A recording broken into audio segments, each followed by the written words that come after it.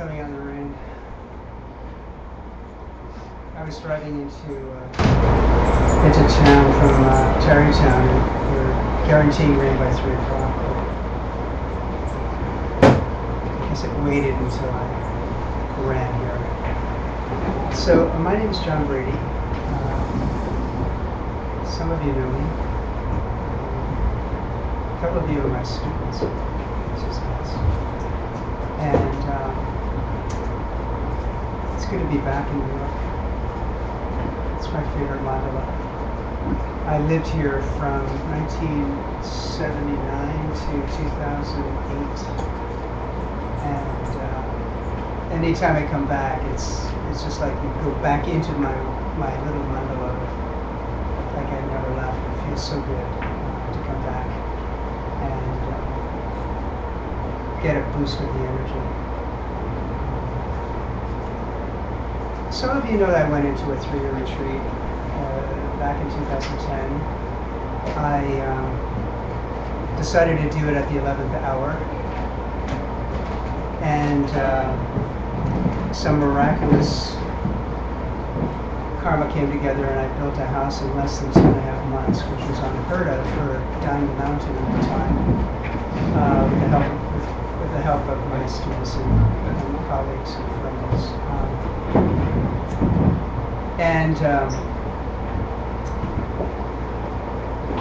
Looking back at it and the obstacles that we had, not only building our cabins, but then getting them certifiably legal with the county.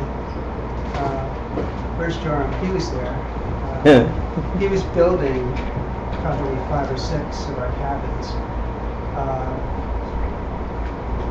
We actually didn't have 2 legal certificates for cabins, I think, on the 23rd of December. We were going in on the 26th of December. And they were mailed to us just before we went in. So obviously we witnessed all these little mini miracles going into retreat for about 3 or 4 months previous to the day we were going in. It's been a year and 3 months since I've been out.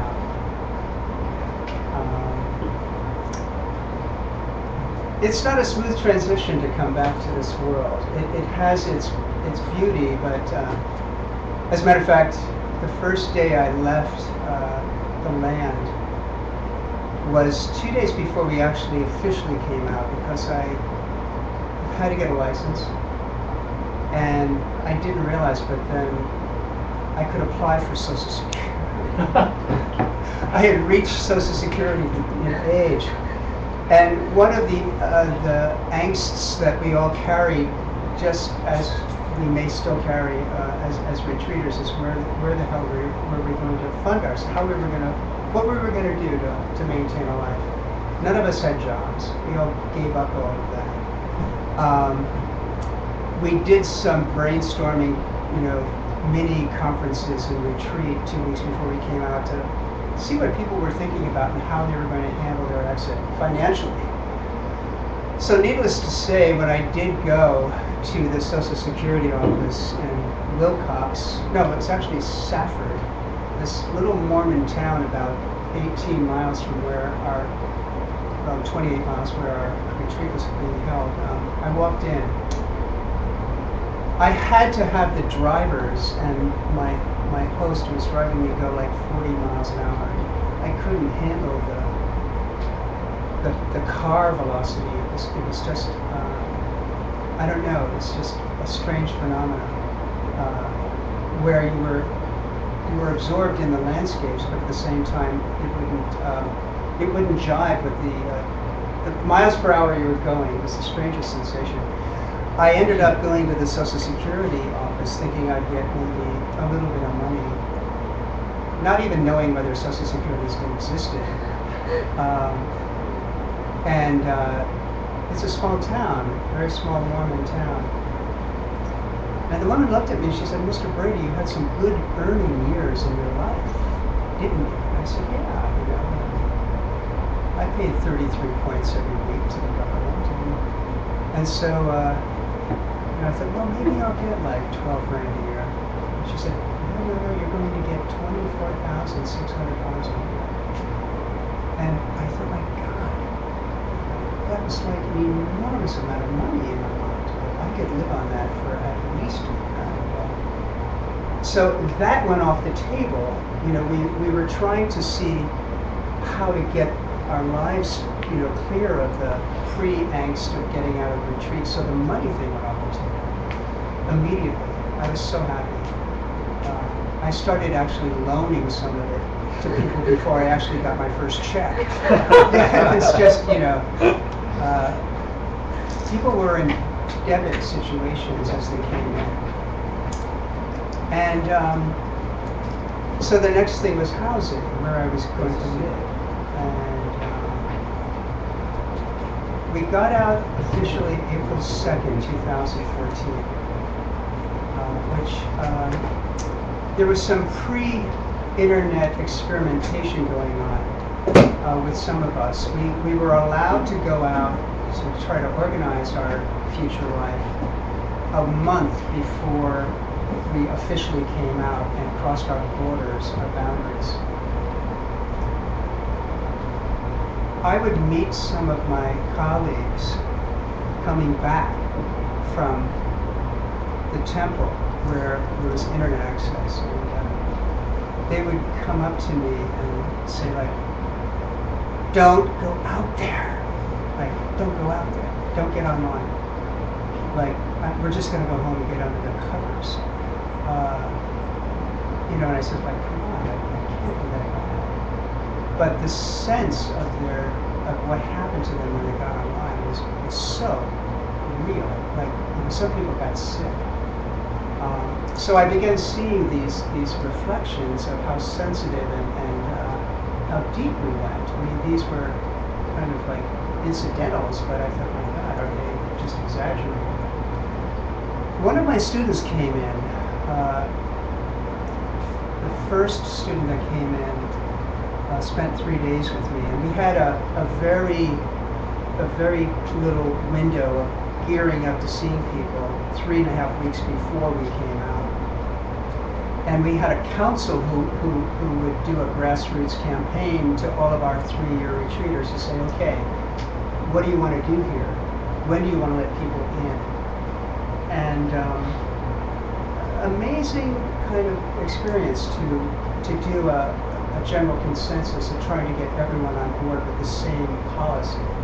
But we handled it quite well. We decided that March 1 would be the official kickoff for family to come in, for dear friends or students to come in, for teachers to come in.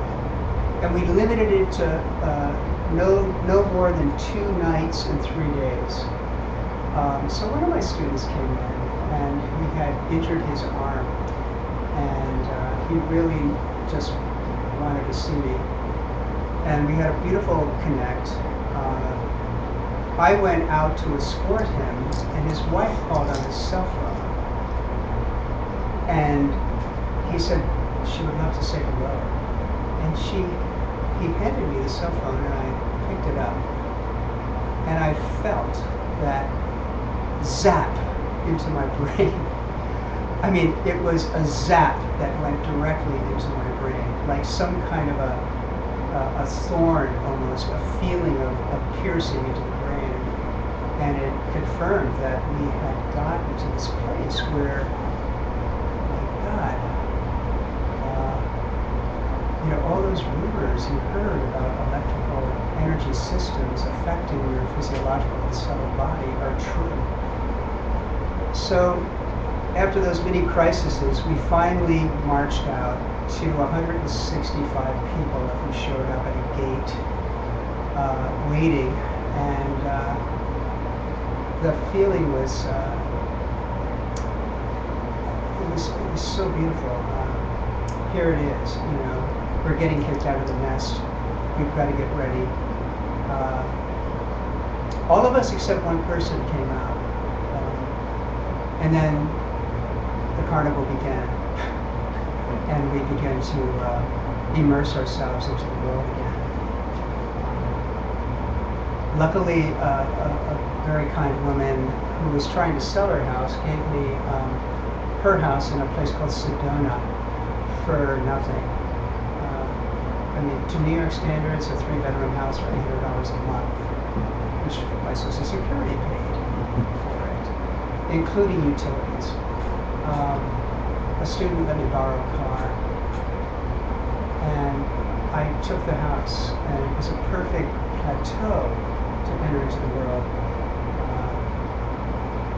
I had that place pretty much 6 or 7 weeks before I began moving from Sedona and traveling a little bit. So you would, my whole day would be, okay, stay in my meditation, do my yoga, do some study, creep up to my new air book. Occasionally I would spend a couple hours when I thought I was ready. Go to Safeway and get a Starbucks. That was the big day for me. Like, let me go to Safeway, buy some things, and go to Starbucks. Do a yoga class. Go to, just do little things and come back. And it was a nice re-entry until July 13th when I got yanked into a tour with Geshe Michael to Singapore, Malaysia, Taiwan, and then that was it. It was like doing the diving board, the 10-foot diving board, and going into the deep end. And by that time it was okay. And now it's a year and 3 months. And the beautiful thing about this retreat is that the sustainability of the way your world changes, the way you perceive the world, if you're doing your practice on a daily basis, for no less than an hour a day, including your yoga and your study and your service. Your mandala shines, and it continues to shine. And you get the idea. And you're in the world, but you can sustain that not of it part quite well. You can sustain the feeling that when I close the door and I get into my practice, I can taste that beautiful aspect of who we became as 3-year retreaters, and go back there as a reservoir and just fuel ourselves and fill ourselves back with the practice. So I'm happy to be here, and I love this town. I love what you guys do here, and this place that's served the purpose of so many practitioners. Tonight I thought it would be nice to do a practice that I've been doing on and off for the last year and a half. Geshe Michael came into 3-year retreat for the last time in November. We had done a beautiful 5-day thing at Diamond Mountain. And then he came in and gave us a transmission on this practice called the 4 Empty Spaces. Now, you may have heard it, or he hadn't officially taught it, I don't think, other than in the Lama teachings that he had been teaching throughout the period we were in 3-year retreat. And he gave us the transmission because we had asked for a very special secret practice called the Inconceivable, which is part of our Tantric practice. And he said, yeah, but the due diligence is to do the 4 empty space practice, which is a sutra practice, and which really, it comes from the first Panchad Lama partially, but it goes back to the Abhidhammakosha and into Dharmakirti. He said, look, here's the deal. I'll give you this special practice of the inconceivable, but for the next 6 months, you've got to do this every day. And there are 2 versions of it. And I thought the first version is more profound, so I wanted to share that with you if you've never had it before. And then give you a brief commentary on what it is and how it fits into your daily practice. So it's an analytical meditation, you know, in its essence. You know, I'll set you up for it. The four empty spaces are essentially two positive and two negative spaces, we can say. And does anyone know, has anyone read Kelsey Gasso's Tantra Mahamudra? Beautiful book by Kelsey Gasso. Okay, in his book, there's a section which is a very profound end to this practice, where you're visualizing your body being the essence of the blue in the sky. And it's similar to this practice. It's similar to the four empty spaces. The four empty spaces goes deeper, and I think you'll enjoy it. It'll give you another tool to ramp up our understanding of emptiness, which is essential, right? It's essential. It's one of the four legs of the table to getting enlightened in a lifetime. The other three are a severe, strict, daily meditation practice of no less than an hour. Keeping your 6-time a day book, or keeping your vows on a regular basis, if you have vows. Serving your teacher, or finding a teacher. If you have a teacher, you serve. If you don't have a teacher, you find a teacher. And number 4 is serving on some level of the world. Hector's 108 program. Plug into something that is giving back. And it doesn't mean money all the time. It means, you know, your time, which is money, or something you love. These components together, and study as a subset. Practice of studying the Dharma. Geshe Michael I just came back from Hamburg, where he taught at Diamond Cutter Institute level 7 for the first time. Every time we do a new DCI level, it happens in Germany. This one was in Hamburg.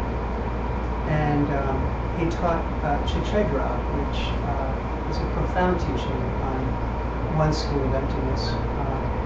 And we did the four empty spaces as the juice to ramp up our understanding. So I thought I'd share it with you. And so get comfortable. Make sure you're in a comfortable sitting position. Make sure that your phones are off.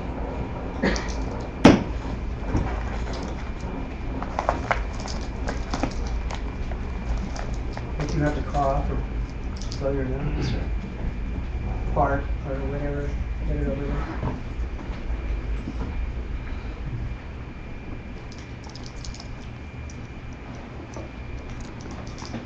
And we'll start with your eyes slightly closed. Get in your posture points.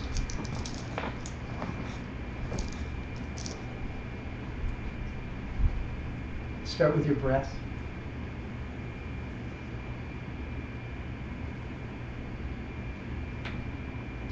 We'll go 40 minutes.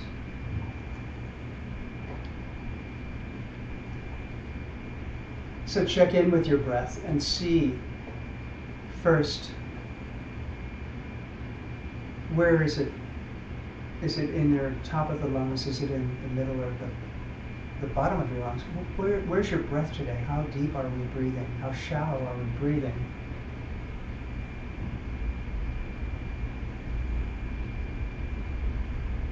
Which nostril is dominating your breath system? Is it left? Is it right? Is there an equilibrium of the amount of air being inhaled?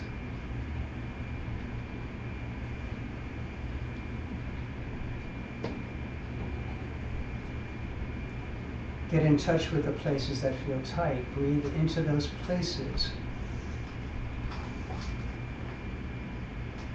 How are the shoulders feeling?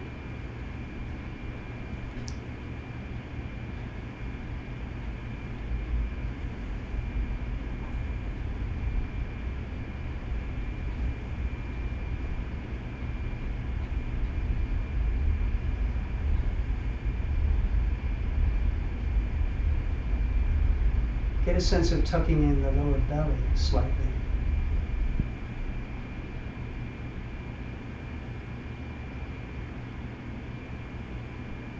Get comfortable with how you're placing your hands.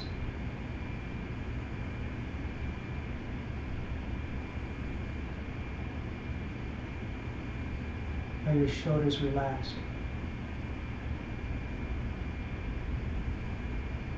Is your chin parallel to the floor? Not up slightly, not down slightly. Just parallel.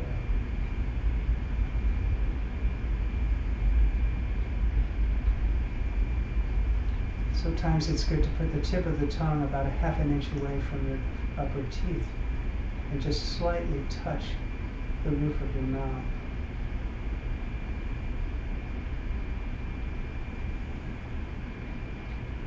And feel the breath go in.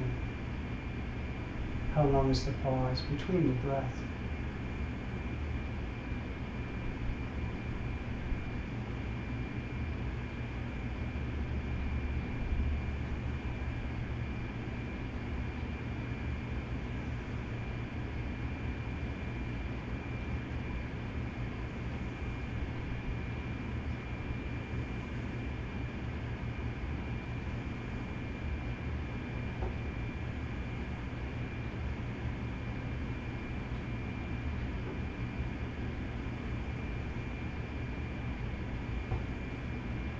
If your mind leaves the room, come back to it.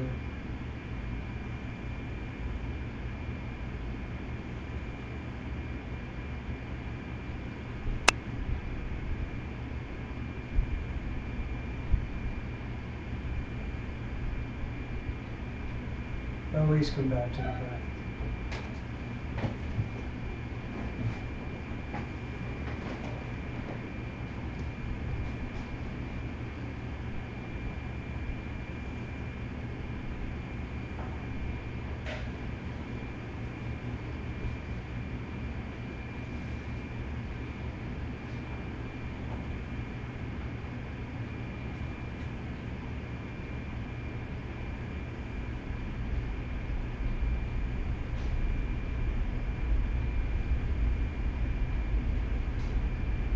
If you need to move right now, do it, and then stay still for the next 37 minutes.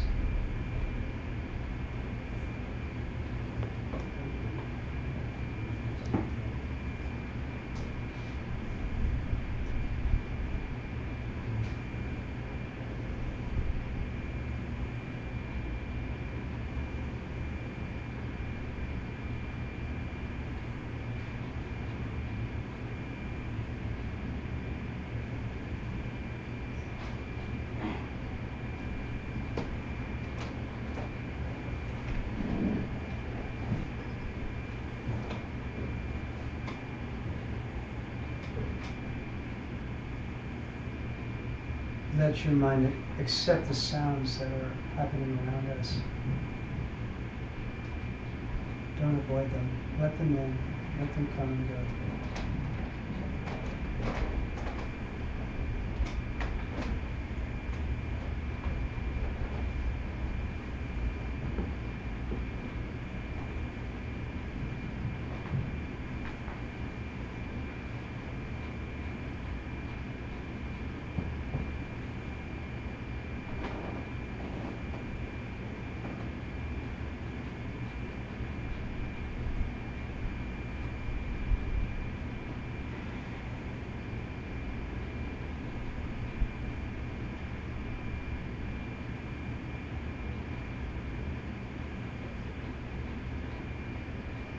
Feel the air going up through the nostrils.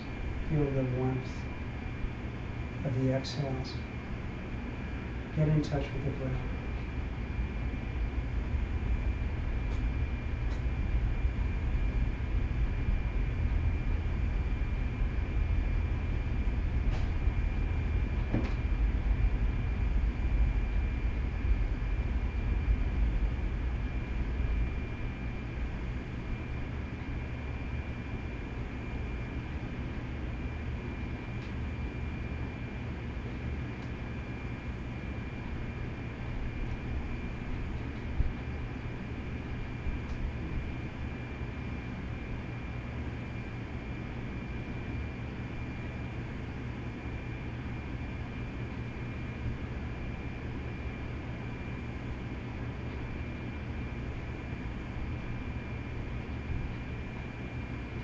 Now imagine yourself laying down on your back in a perfectly beautiful lawn of soft grass.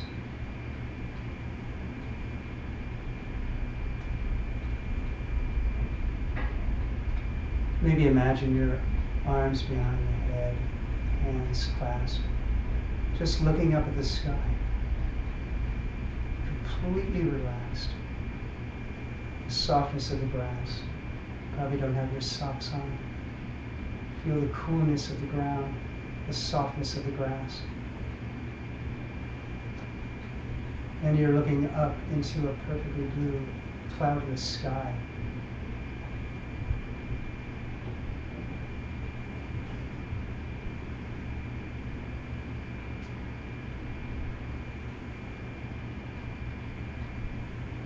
Feel the air touching your face.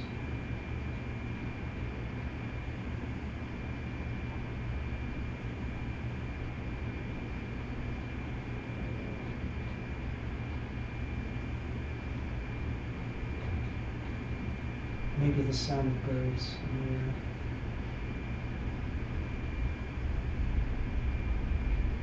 Totally relaxed and just enjoying the color of this blue sky. Nothing more.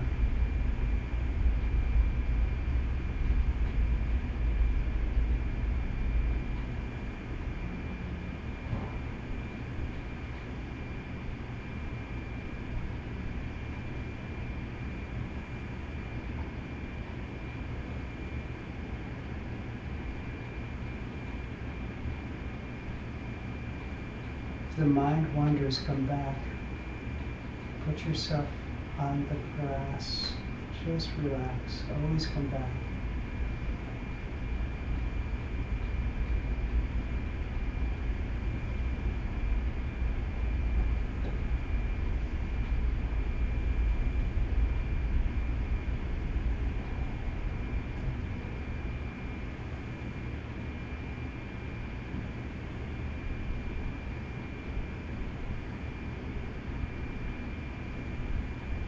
Completely let go.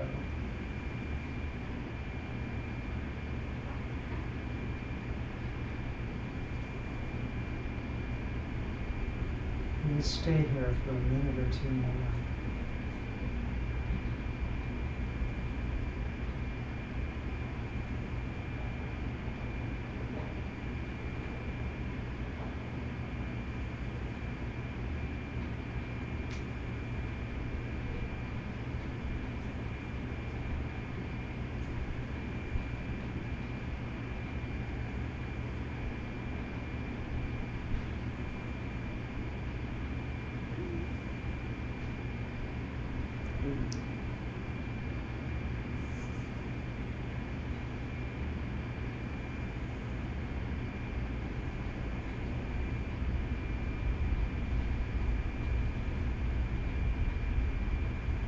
And let your eyes touch the blue sky. And let your body relax.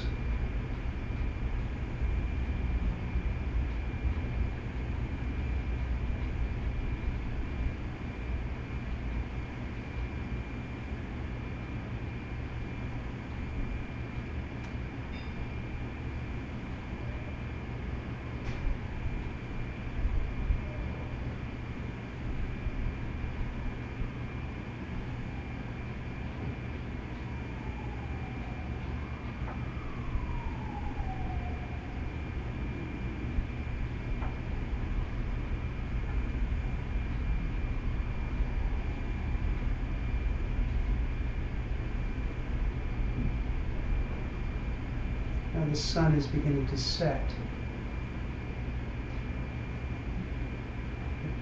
The sky begins to change and becomes darker, less light. Beautiful sunset.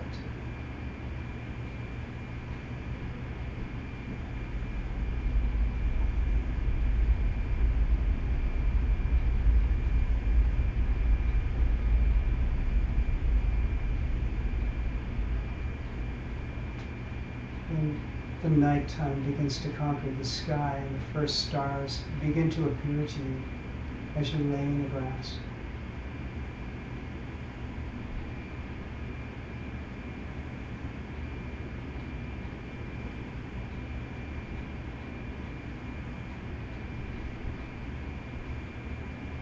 Sparkling, small, white star.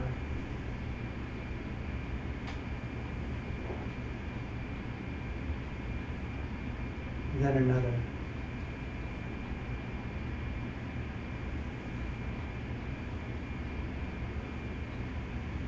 And as darkness begins to drape the sky, thousands and thousands of stars begin to appear in the night sky. Pitch black night, hanging in the darkness of the black. White, perfect, lovely, sparkling stars.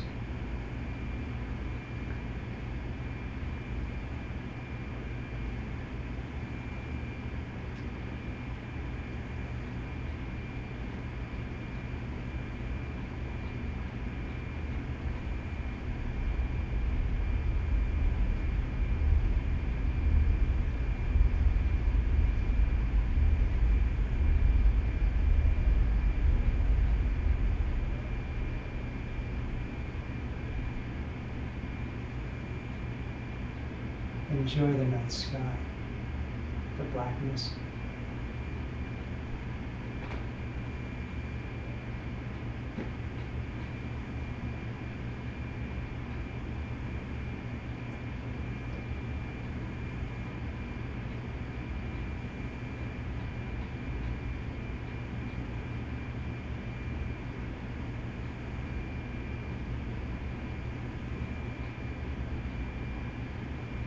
It takes light years for the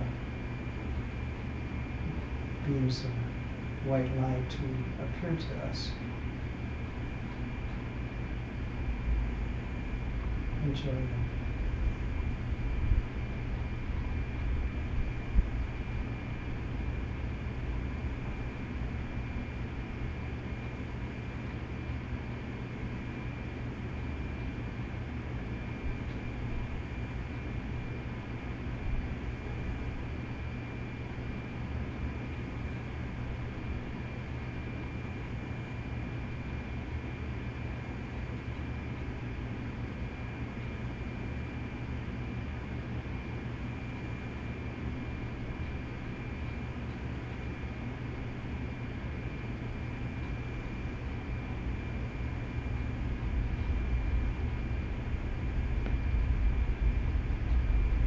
Always come back to the music, come back to the white stars, come back to the black sky.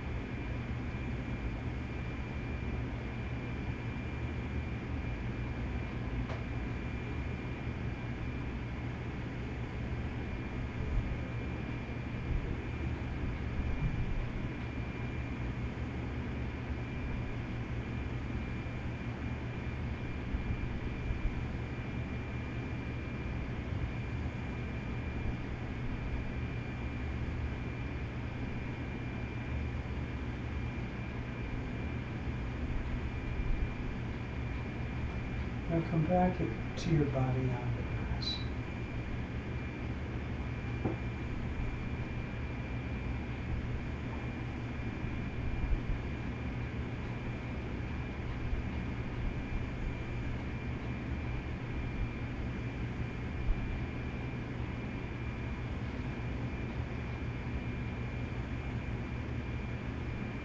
Begin to sense and feel the space that you're occupying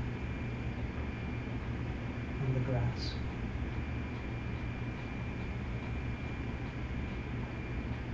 It's a conceptual space. It has longitude and latitude. You can say it's not a physical space, the space you're occupying. Get in touch with that.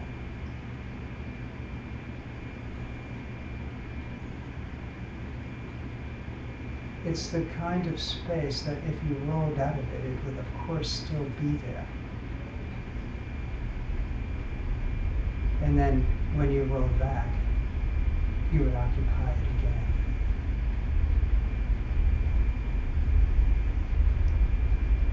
Try to get in touch with it.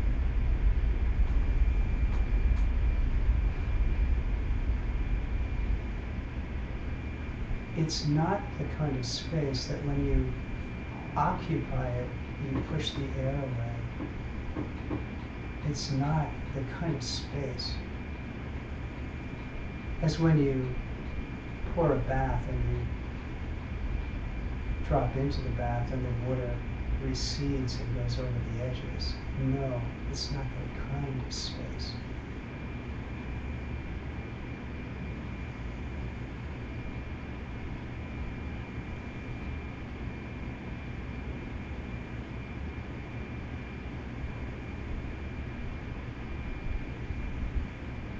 It's created by your mind.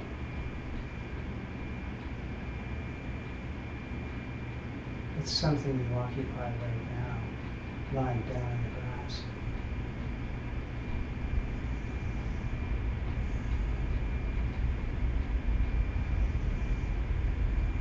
If the world were to explode today, that space would be there, no matter what.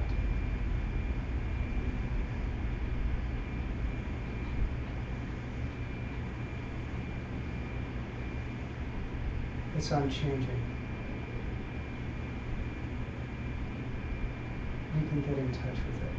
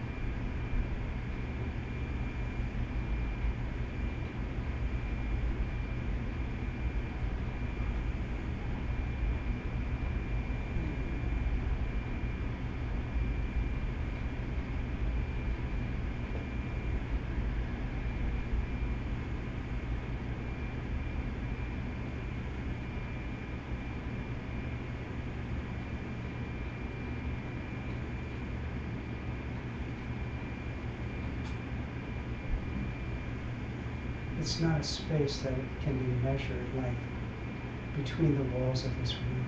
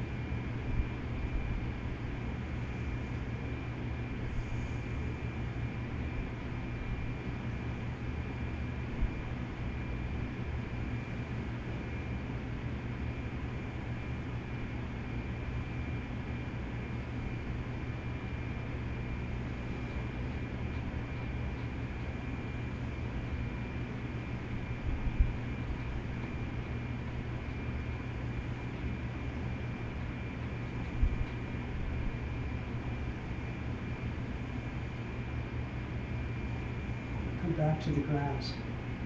Feel it. It's probably cooler. The earth is probably nice and cool under your back.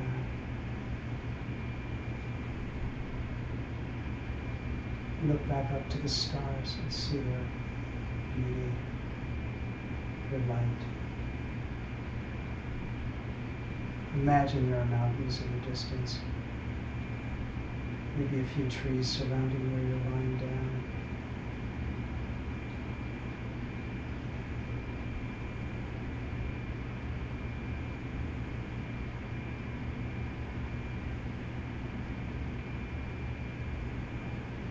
Where do they come from?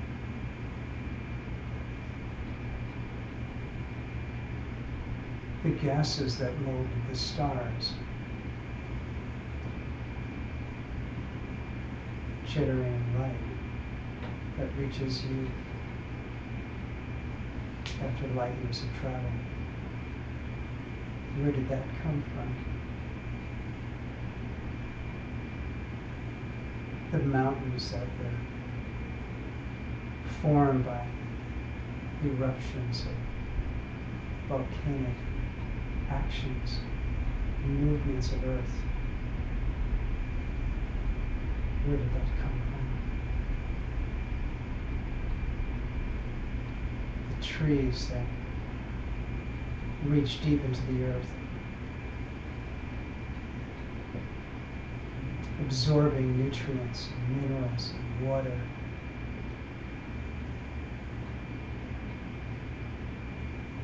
The leaves that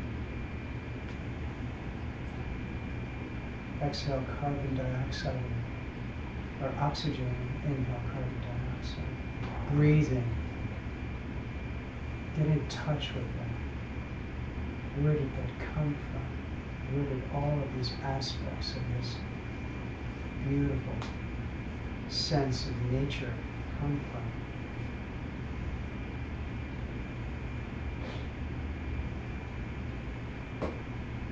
What causes did you create to experience each one of them?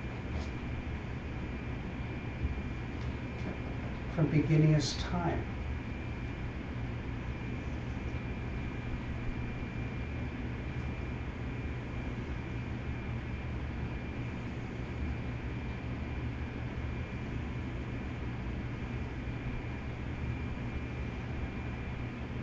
You created the seeds to see the mountains and the stars in the pitch black sky.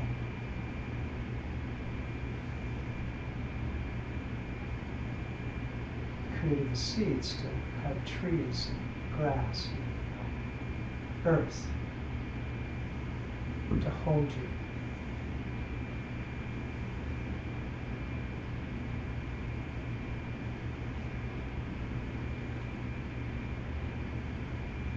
And all the contributing factors that make it a true reality.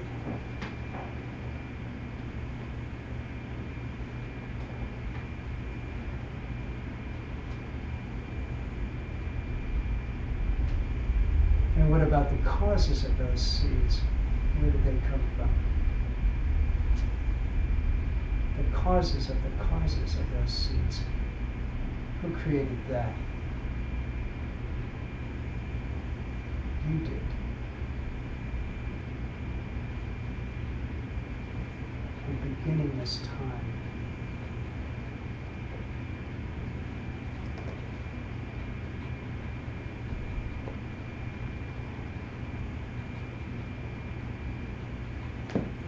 And what are those causes of the causes? What are they? Are they simply mental images? One after the other that create this reality that you're lying in the grass, experiencing the beauty of it all.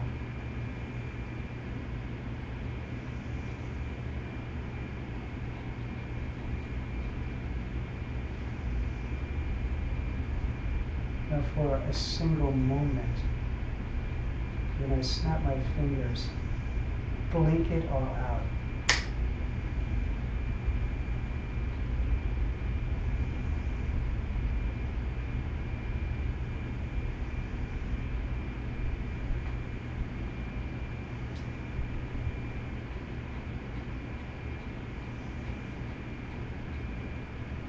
and understand that it's the absence of anything that never came from anything other than your seeds and those causes.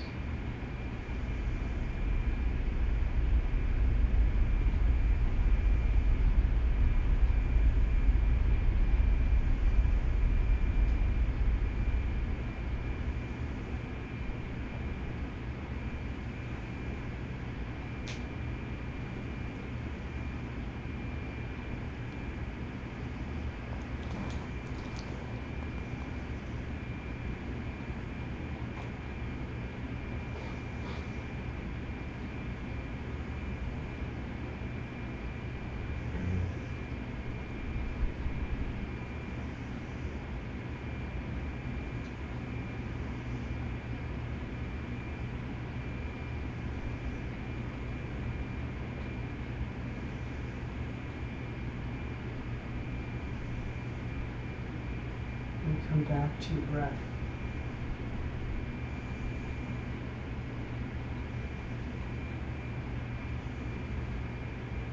And come back to the grass and the body on the grass.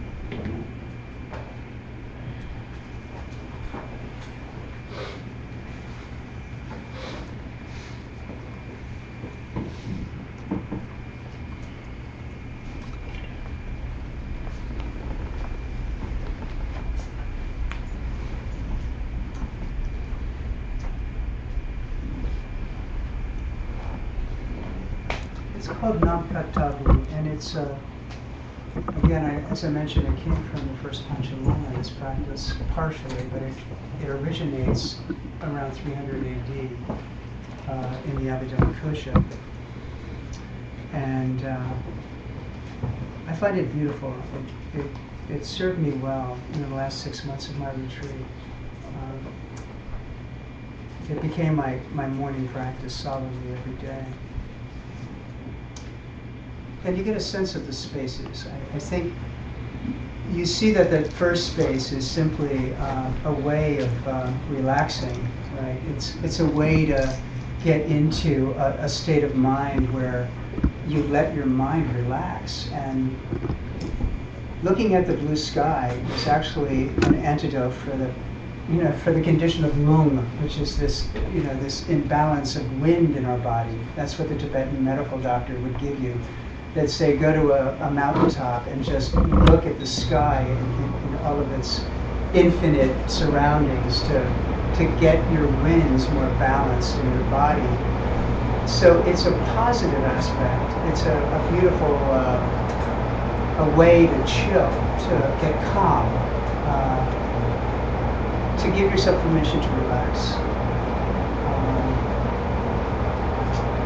It serves its purpose to prepare for the other 3 steps in meditation.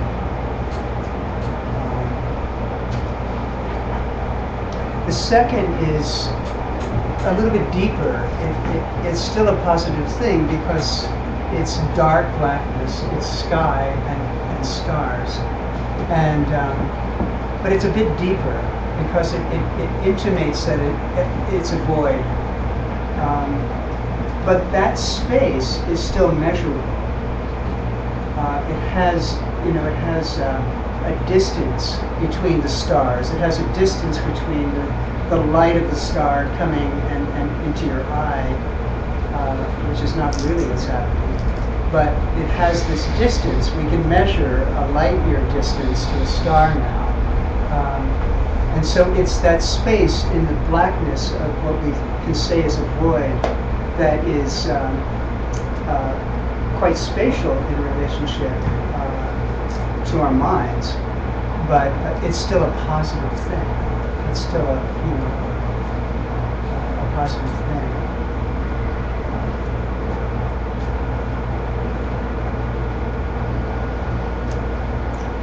I like this third space because that's when you kick into something more deeper, and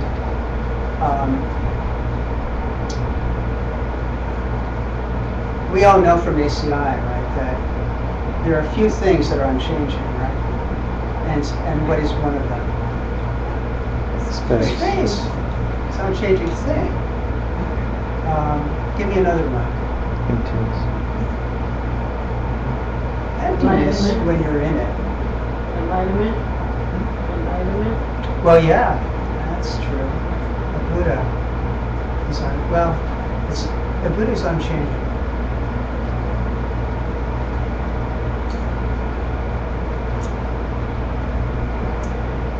What about space itself as an unchanging thing? How do you measure that? Can you measure an unchanging thing? Can you say that I'm occupying the space now, and I'm not pushing anything away? Yes. Yeah, I mean, if I just do this, it's here. So I can, if it wasn't an unchanging thing, I couldn't come back into that space. It wouldn't function for me. I'd be kicked out of it. So it's interesting. It's a space is something that can be occupied, but it also can be unoccupied. We can come and sit in a room and occupy a space, and we can leave the room and the sitting of where you were will remain. And it's a conceptual idea of the inner sense of mind and the spatial nature of occupation of an unchanging thing, which is very interesting. If you go deeper into this meditation, you can get in touch. There's a sense of it. You can understand it intellectually, but you could experientially feel this awareness of an occupation of a space that's unchanging.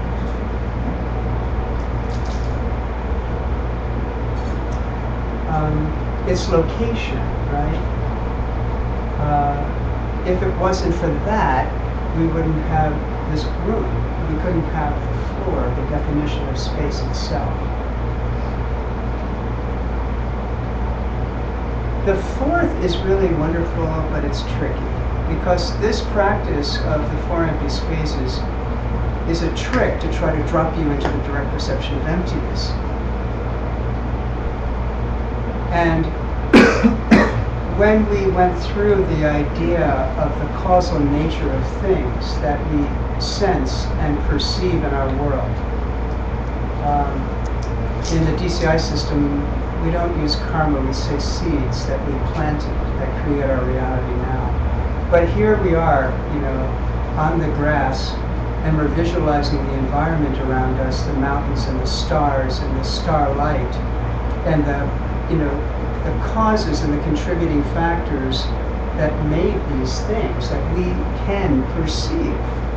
We can perceive starlight. We can perceive distances. We see our environment. The idea that we've created that over beginningless time, the causes to actually be here in New York City at this very moment, and all of its magical mandala nature. We've created that. And then we can take it one step deeper and then ramp up to the idea of what are we actually experiencing. And from a higher perspective of one of the higher schools, they're mental images. The causes of the causes, they're mental images that appear to us, projected onto a blank screen. And so when we winked it out for a brief moment, it's kind of a trick to stop the mind from conceptualizing the ideas and then dropping into the direct perception of it.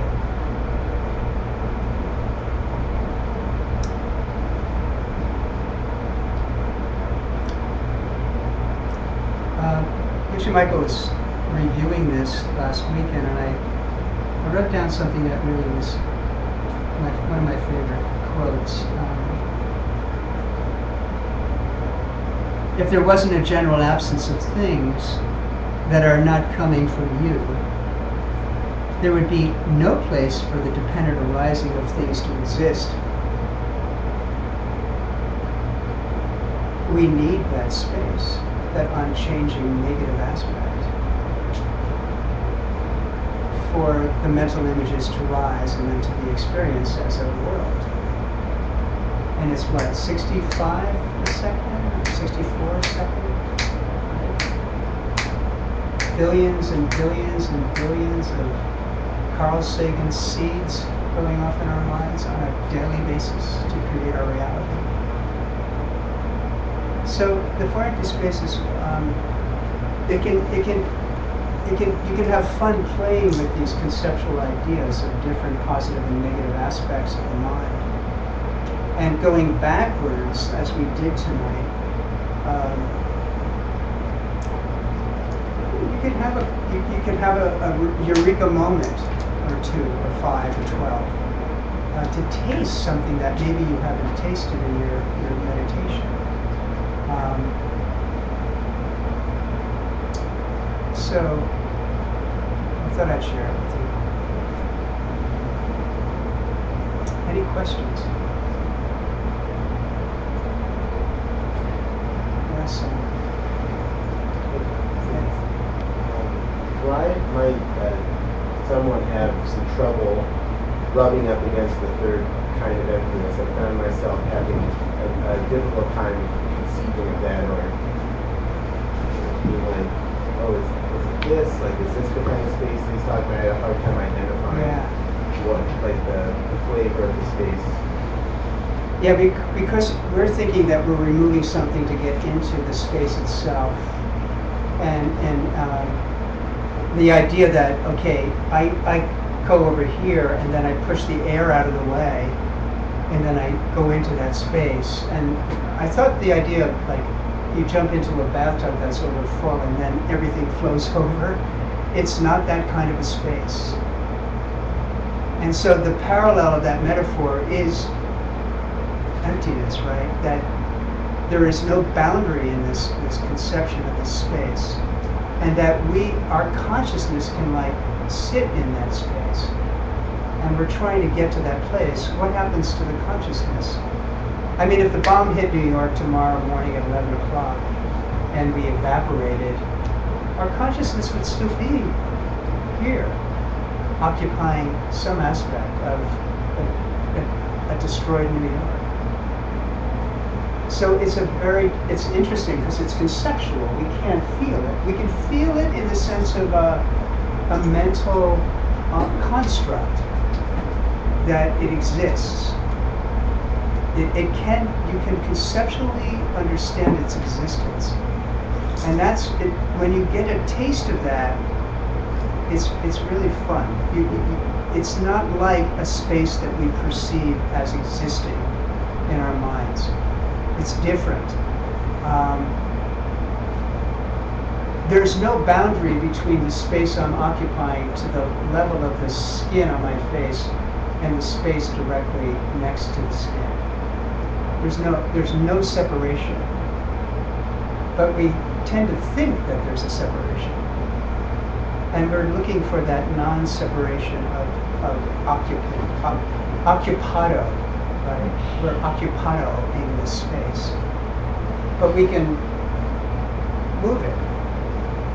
And if this space was changing over here, I couldn't move into it. It wouldn't function. Yeah, it's got that flavor of infinity that I thought I was rubbing up against, but that's much clearer. Yeah.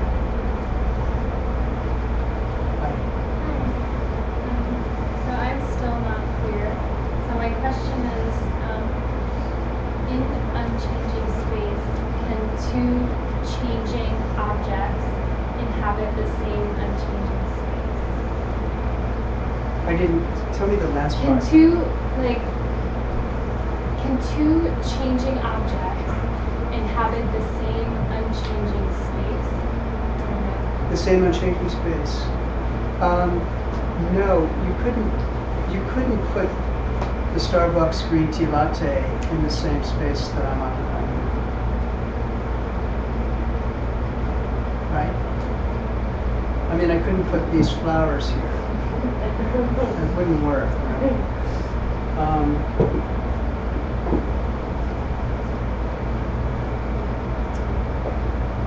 Changing objects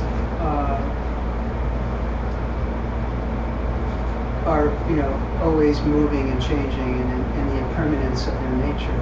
They have a lifespan. Unchanging doesn't have a lifespan. From the standpoint of space itself, it will be here. It has been and will always be here from beginningless time. Right? No matter how many Big Bangs occurred, it will still be.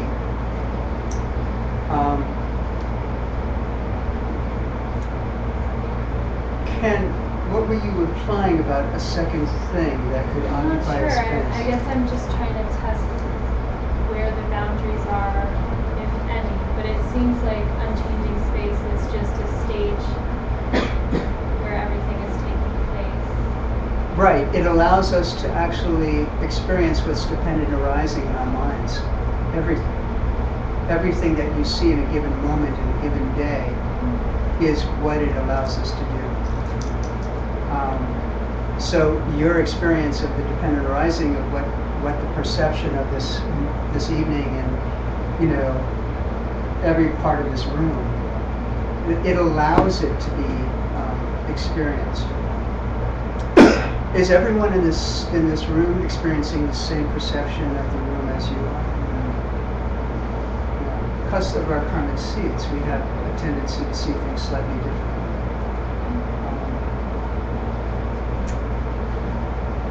But the fourth space is where it gets more interesting, because you strip it all away. You take it away. It's an old K-Drip-J meditation trick to say, imagine the room around you. Like, look at the room inside your mind. And I see Hector and the camera, and I see the tonkas and the wall, and I see the color of the walls. I see the floor. I kind of remember what's behind me. I understand the altar's here. There's flowers. There are two tables. I construct visually in my mind the room, and then I take it away. I remove it all into nothingness. And it's a similar idea with the fourth space. Because the thing that we're really experiencing in our reality is a blank screen that's fulfilling the force of our dependent arising of our karma to experience our world. And so if you get to a place of like getting a taste of just nothingness, when you blink it all out, it could drop you into a deeper understanding of emptiness, because that's still a mental construct. It's still consisting of an idea and a label that we place on something. But we have to go one step back before we can possibly drop in and get something more profoundly happening in how we perceive our reality. So, and we play with these meditations. Like, to have a good analytical meditation in your toolbox is important. We have to keep honing our emptiness understanding. So in a given day, we can begin to like sit and have a moment where we think about it and not just leave it on the cushion when we do our practice. The more we begin to analyze how even our movements in this reality occur,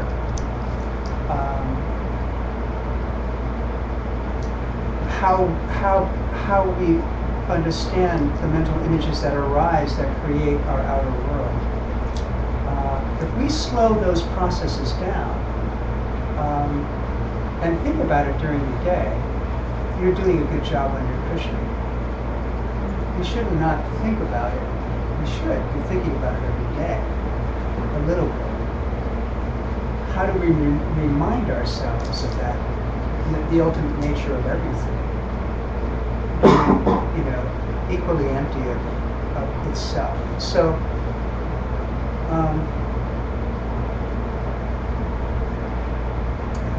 today when I was in New York for a few hours before I met Hector,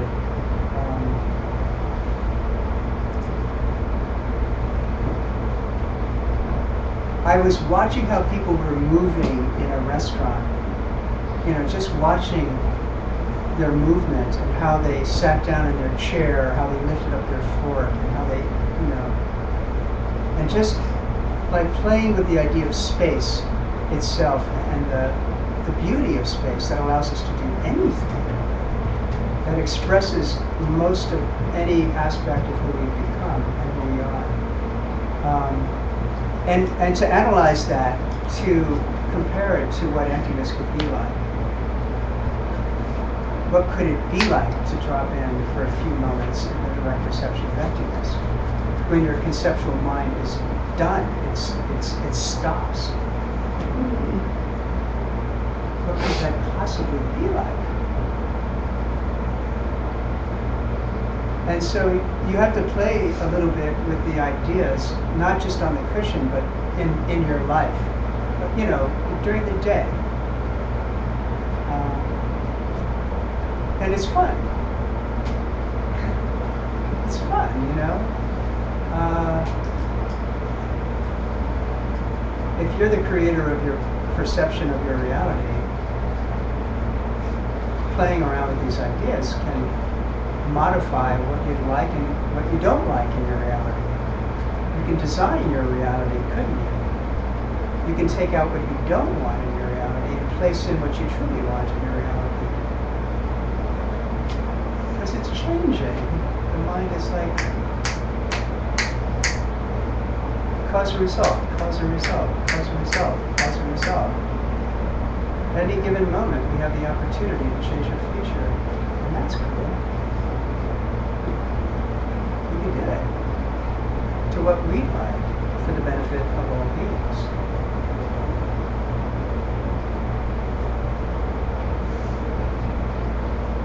Gee.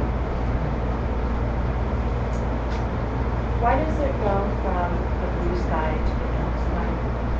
Why does it? Why does it go from the blue clear sky to the dark? Why does the sky change colors and then go into the dark? I think it's an exercise of going a little bit deeper. Like the blue sky has been used as an analogy for emptiness for thousands of years. You know, comparing the mind to the blue in the sky itself, infinite. Where does the blue start in the sky, and where does it end? Impossible. There is no ending and there's no beginning of a blue sky. And so the metaphor of blue and a blue sky is a warm-up. It's really just to get you in the moment and relax you. You have to be completely 100% relaxed in the physiological nature of your body to have the direct perception of emptiness. You cannot be tight in the subtle body. And so a blue sky is a way. I mean, I've never really, I haven't laid in the grass looking up at the sky in years. I mean, I've never done it, you know. There are cactus where I live, there's no grass. I remember when I was a kid, we'd go golfing, and then I'd lay down, you know, in the grass and just look up at the sky. It was so cool. It just something about, there's something healthy about it for the mind. And to have your eyes looking at some kind of a perception of infinite nature relaxes the mind. The darkness, I think, is just a little bit of a deeper perception because it it tends to have the metaphor of the void or nothingness. And the debate about, I don't know, somebody was talking about Dzogchen practice to me today, and it's that idea between our school and other schools to say, is nothingness, a form of the direct perception of emptiness, primordial mind. And I think the metaphor of blackness, voidness, is a perception of an intellectual understanding of the primordial mind. Do we have to reach a place where that sense of consciousness of primordial mind is experienced before we go into direct perception of emptiness? And so I think it metaphorically means that. But it's still a positive thing because it's a color. And there's things inside the color, like stars, that are hanging in this blackness. And so it's positive. It's not a negative thing. Yeah? So when in the fourth space, when you think of the trees and all the things around you and it goes away, I know this sounds really literal, but for me, it's interesting because in the past I've always thought of it as white, but then because we're in a black space, it goes to black. Is there a difference of how that's perceived, or is that just depending on the meditation and the practice of the practice? You mean when it's really experienced? Or? Sure. I'm just wondering if there's something about the color that can tip one over, or if there's a significance with the color about. Yeah. No, don't read into it too much. Okay. Yeah, because it's not that deep. It's simply it's simply another level of calming the mind down. And if you got tired when we went through that second space,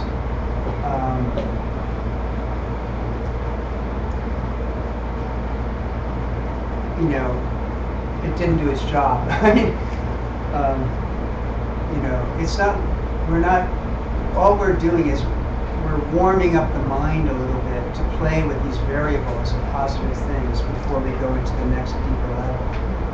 And so it's just a warm-up. Those two practices are warm-ups. And they're not, but people misconstrue their meanings. And that's another whole story. And, the idea of the space you occupy being something that you push away something else to occupy it is wrong. And it's explained many times wrongly. That, it's something that you push away and you occupy, and that's not true. You're not pushing away the empty space. You are a part of that empty space, integrated into the understanding in your mind that you're occupying it. But it's not separate from the first surface of the space that hits your skin out here. And we tend to think that it's separate, that because we're wired to think that way, that it's a separate space, that something has to move away for us to sit into it, or any of these objects. We're just hardwired into that idea. But to get a conceptual understanding of the mind, that it has, you can measure it mentally. You can say it has longitude and latitude because you're occupying it. But the idea that it's simply, in and of itself, indestructible and unchanging, that allows you to come in and out of it, is a fun thing to play with in the mind. Because it has to do with, there's an implication that it has to do with the direct perception of emptiness. Like where does the mind go when you have the direct perception of emptiness? It goes to what we call a form realm. But our bodies still occupy a space in this realm, right? Have you seen that for us? No.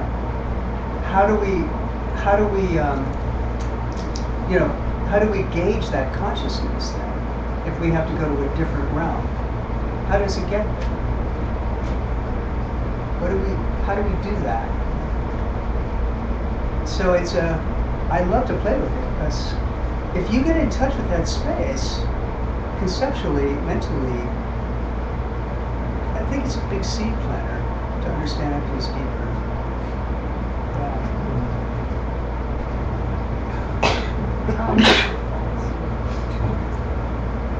I'm not sure if I've heard you correctly, but you spoke about, you're speaking about the space, location space, in which we are projecting whatever we are sensing. At that moment in the fourth space, where you clear everything away, is it just a matter of playing with that idea of occupation, that you would get to a place where you're, for my experience, I was very much left with no this nor us, but oh, me, I am looking, and it was very loud, and like it was, and I was like, how do I? Yeah, how to get that out of it. Yeah, but now you describe it that it's all one plate that you're always looking at. I don't know, like one screen. So if you keep pushing that, is there like, can you start to shade the brain and mind? Like, is there? It's a trick to remove the mental constructs of conception out of the mind. Like, it's just a trick. It's simply can we get close enough to a state of, you can say, primordial mind, where the conception of what we think is emptiness gets tricked out of the formula, because we label things on a consistent basis, which creates this conception of what we think it is. Yeah. And those are the deterrents, because we're deconstructing our reality in a meditation like this, to remove the label that we've already intellectually perceived. It may be a correct label. We may have a very high understanding of emptiness, but that's not going to tip you. It will contribute to tipping you into the direct perception of it. But all it is a ghost sign, that's octagonal, and it's a label, and we understand it conceptually, and we have a view of it. But if we don't remove it, we can't go anywhere. Because I think I got stuck in like the seeing of myself. Seeing. Yeah, you could do the same meditation on the emptiness of your mind and body. What are you not? Who's the me? Where's me? Where's me in mind? It's the same meditation by a deductive reasoning of finding the me or mind here in the space you're occupying on the cushion. And that's fun to do. Because it's the same space. It's a very same, yeah. Show me the me or mind in the space you're occupying. Find me. Where am I? Where am I? Where's mine? Where's the self that I perceive exists in this body and mind that I'm occupying in this space? It's fun to play with. I think I'm repeating myself. I'm so sorry, but I want to just ask one more time. So whatever I'm perceiving, as you're going through the different spaces, and I'm moving with these spaces, and whatever I'm left with is the new occupier of that space, even if it's the nothing and my own conception of the nothing. Yeah, that's true. It, right? Yeah. That's one. Yeah. But can you remove that conception? Well, that's next. Yeah, but that's where we're going, right? Yeah. When we wink it away, can we forget for a certain instance that it's simply a structure that we created? What happens if that just dissolves? for a New York minute. What then? Yeah. Like, when can we really jump off the cliff?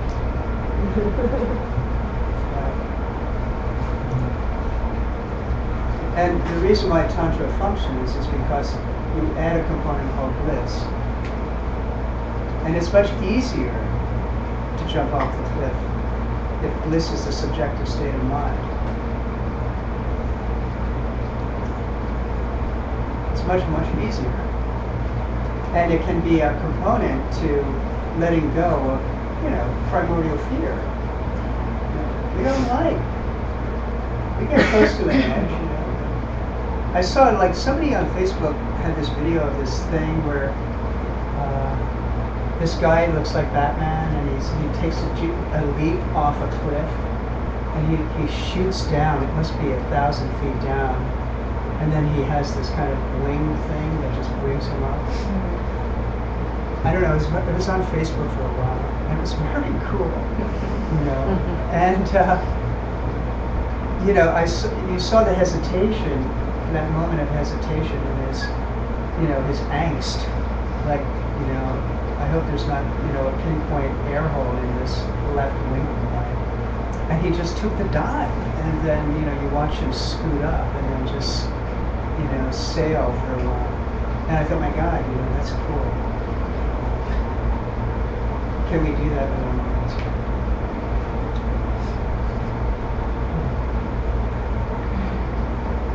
Do you have any other tips for navigating the fear that could possibly come up from losing the self? Yeah, the fear thing is big, right? Yeah. And the color black is scary for me too. Yeah. I always think of it as an archaeological dig in my mind. Like we're digging, we're digging into the unconscious constantly to see where we've come from and what we're made of and what we're not made of. And it takes courage to do an internal navigation. When we were in retreat, everybody thought how wonderful to do 3-year retreat. Oh my God, if I only could do it, and 70% of that time was just sheer, like, oh my God, why the hell did I do this? I mean, it is so far from a romantic thing. Because you are facing yourself 24/7 and looking at things that you normally would never have time to look at, and how you create suffering in your world, and the causes for that suffering. When you start to go and tap into that, it's the most invigorating result that you ever imagined. Because when you start locating those conditions of pre-patterned thoughts, actions or deeds from past or present, that's the beginning of their death. And I've told this story, it's not just being on the cushion. I was solo for 3.5 years. I didn't go with a partner, which I loved. It's the perfect formula for me. But you do the dishes, and you try to keep your mind extremely in the moment. And so-called menial things that you would do in the intermittent times when you weren't practicing could show you the results of your meditation. And those subtle consciousnesses that were generating thoughts begin to arise in those moments. And you start seeing patterns of thinking that have created suffering in my life for years that I never even was considering possible. But when you get very quiet, they start to come up, and you start looking at it, and you'll say, "Oh my God, I've been doing that since 11." Or, you start to see the hardwiring of your thinking that's not always conscious. And you work at it to see it. And when you do, its death begins to occur. And you can get it out of your mind and clean it up and remove it forever. But it takes courage, because we go in every day for an hour, right? And see what the mind is up to. We take the pulse of the mind. And it takes guts to do it. I mean, you're all meditators. I mean, that's incredible. There's 64,000 flavors of diverse entertainment that you could be doing instead. But you've chosen to sit on a cushion for 45 minutes to an hour to see what the hell is going on in the mind. That's very gutsy of us. And so the fear, it's not as much the fear as it is the attempt to remove it. The pre-attempt to think, do I really want to go there? And experience where the causal nature of what's coming up in my mind appears. Right? Can we actually tap into the source of our fear?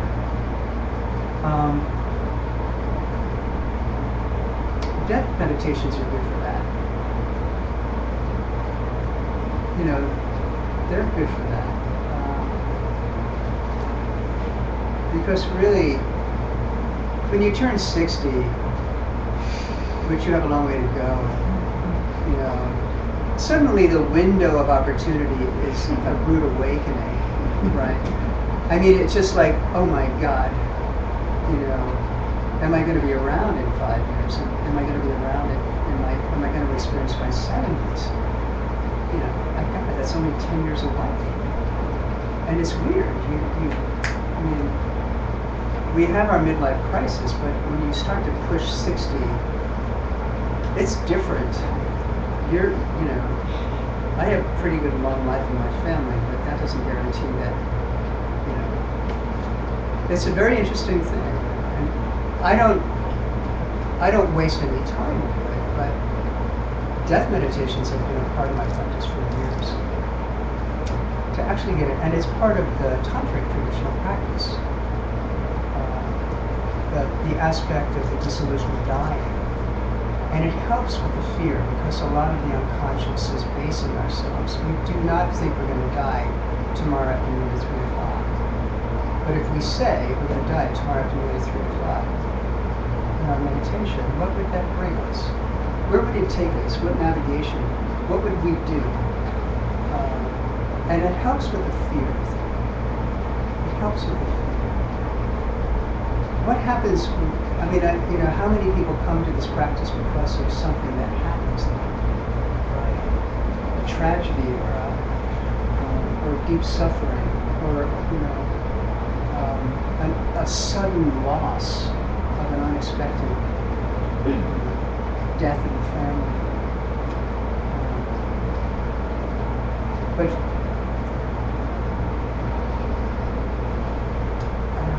there used to be in the 90s that No Fear t-shirt that everybody wore, and I loved it. That's what it's really, I mean, we have to look at those fears every day. And we have to, and it's a part of our obligation to see what we're afraid of, because those constructs of fear eliminate the possibility of an expansion of consciousness. And usually what we find out is it's just the Wizard of Oz behind the curtain. That's all it is. It's just nothing more than that keeps us at bay from doing what we'd like. And it's simply that when we start exposing that aspect. The ego will do anything to survive. It is slippery, and it will morph into anything you allow it to. And fear is one of the things that you play with. And we want to, you know, we want to take that out. And the death of the ego is a primary fear that we all have. That, you know, we have this mental construct about that too. And the more we chip away at it, the spatial nature of the mind is awesome. When you begin to eliminate,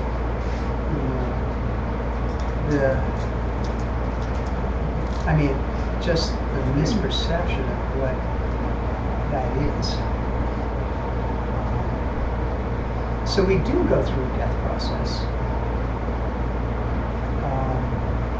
every day. The Hindu system is you breathe in and out, that's a death. You only have so many breaths. You have 21,600 a day, and it's 170 million and change. It will end. You will have your last breath. And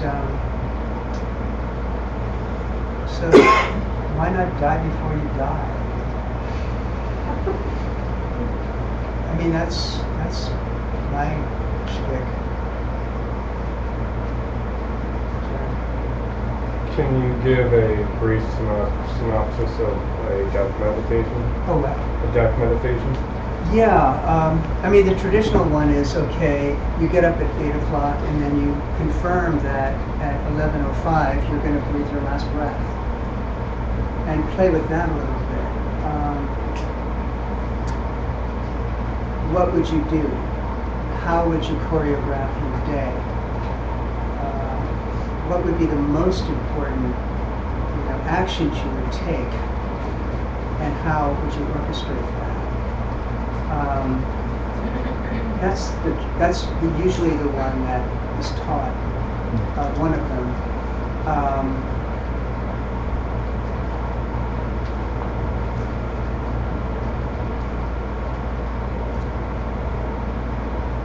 They're very beautiful dissolution death processes, but they're secret.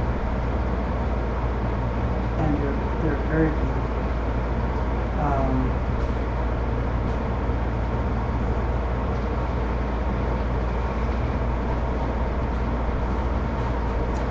I don't know, Mark, you have another death meditation? Just the disillusion. No? It's just the disillusion. That's Yeah,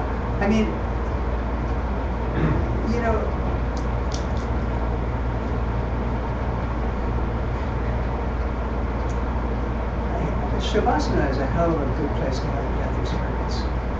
If you do yoga. And if you do your own yoga, you don't do a 4-minute Shavasana, you do a 12 or 14-minute Shavasana or a half an hour Shavasana. Do a death meditation in those minutes, lying down on your mat. And at that point the body is fairly subtle and the winds are running and your breath is nil usually because you've done the practice. So you're not really breathing much. And I think a lot of teachers say, it's like death. I would love to give you a dissolution meditation, but it would be bad for me. But maybe sometime soon. And those practices are done on a regular basis. It's done every day. The practice of what you're taught. It's a prerequisite. I'll come up with a couple of others for you. Yeah. When you were talking about the suffering, like having visions or clarity of the way you cause yourself suffering, when it came up for you in meditation, does it come with a specific memory of, either when it started or how you've been doing it? And if it doesn't matter that whether you have that memory of it or is Yeah. it just that pattern? It's both. You don't have to go back to the source of it, but sometimes you'll actually re-experience the source of the issue of when it started. You'll have a memory of it. And these could be memories that you never remembered before. Yeah. Okay. Yeah. But the main point is that you're identifying a thought process that, like our suffering is not from one thing. There are many samsaric cycles of patterns of behavior and thought, body, and speech that create the suffering and create the joy and the beauty. I mean, it's not, but when we do elimination of suffering, the other side is, the possibilities are beautiful. So when you identify a pattern of behavior in your mind, which is what's the thought is the most powerful thing. Speech is powerful, but thought is much more powerful. When you put a thought out into the world, it's that butterfly effect. It does affect the universe. So when you identify something, in my case, it was like I saw myself judging. I saw a whole conversation that was not perfectly conscious, that come to consciousness. And it was like a Mahamudra. I saw my mind doing what it normally does, that is below the radar. And it was, oh my God, that's just one example. And you look at it, and when that starts, you're halfway home. It's exposed. You're going to know it, and then you lose it. You just work on it under meditation. You watch it, and that's a result of a good Mahamudra practice. But in some cases, you will see when the first time that happened, and why it happened, and why the pattern was created, and how it functioned in a downward spiral all your life, and how it created causes that put you into actions that created perpetuity in those cogs of the wheel that continue to bring you into suffering. And that, that's what we're looking for. Yeah. So purification is a big part of any retreat you do. You purify, and Ken Rinpoche, one of my Geshe Michael's main Lama, and one of my original Lamas, he used to give us these purification practices, and he would laugh, and say, you think you're pure? There's so many layers of lives that we've lived that generate the karmic causes to perpetuate suffering in our life. Simultaneously extraordinary possibility. And we have to get used to the cycle of doing purification practices. It's obviously like crucial in the alchemy of going deeper, because when things get removed from the mind that have been perpetuating many samsaric cycles for you, it's just unbelievable how light and lovely the mind becomes, because there's no more energy being diverted into that place. And it's almost as if a new neurological system just went in a different direction and created a new passageway to a higher level of understanding. And so it's always that balance that we're looking for. And every day when you do your practice in retreat, there's 40 minutes for me of purification practices. And they can get very sweet. And you'll have dreams when they function. You will have purifying dreams at night that are quite lucid. They will show that you've, like you will be vomiting white substances or dark substances out, or you will be doing something like that. There are definite metaphorical moments that, and then you wake up and you're like, oh my God, how beautiful. So it happens.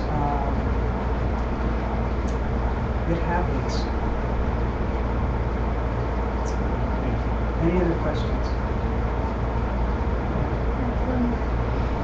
When you talk about having a perception of the patterns of your cognition, the patterns of your behavior, is that in the context of the meditation that we just did? Or different meditation? This is more of a, it's funny because the two highest objects for meditation are, you could say, your Lama or your teacher, and emptiness. There are many other objects from other tantric perspectives, but for the most part, those two are very high karmic objects. If you do a very solid meditation on emptiness, you could create those, you could generate the merit that could generate the exposure of something that is an obstacle that is holding you from seeing something. There's a, it's almost a contradiction, but a good emptiness meditation could create a karmic seed for you to see something that could be creating some suffering in your life. So it could be a spontaneous experience while you're trying to focus on a different object, or possibly when you're not even meditating. Yeah, I mean, you have those moments where you're off the cushion and you say, oh my God, that's not happening anymore. You just realize it because you haven't put much thought into it, but you've been practicing, and then at some moment, you say, oh, that's gone. That's not happening to me anymore. Or I'm not processing in that way and then getting a result that normally, whatever that could be. I mean, you could say, we have relationships with people who are amazingly good for us, right? That push our buttons, right? Like, you want people that press your buttons around. You do. You want irritating bosses, right? You want those beings because you're creating them. And so,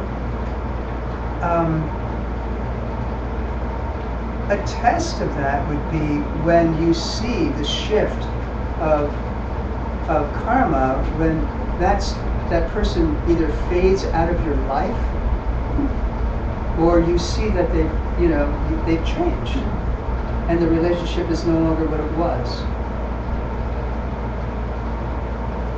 So there are meditations though that can work on just simply looking at your obstacles. But it's usually, if you do Tonglen meditation for others, it will work for you. In other words,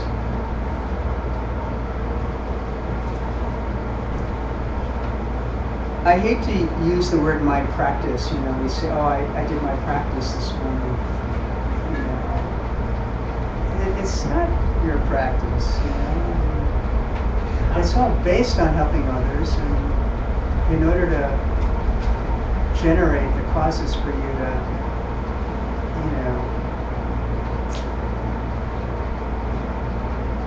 become a bodhisattva, you have to do it for others. You have to meditate for others. You have to. So by doing a good Tonglen practice on people that may irritate you, or anyone that has been a challenge in your life, will generate bodhicitta, because a Tonglen is either seeing them get better, or seeing them removing an aspect of themselves that is either physically or psychologically or emotionally damaging. And that could create the causes for you to actually remove an obstacle that you've been working on, or is in your life that you may not have a real answer to. We call it karmic partners in the DCI system. If you want something, you've got to give it to someone else.